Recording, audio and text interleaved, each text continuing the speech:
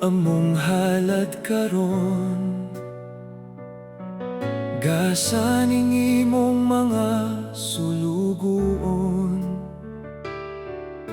tinapay ug bino sa halaran, uban sa among kinabuhi karon.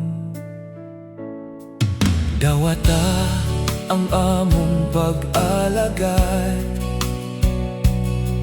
mga luha ug kalipay usab.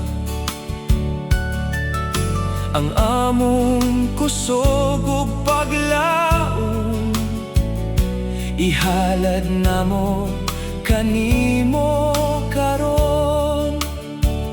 Sa imong gugma kami nagasali, ikaw ang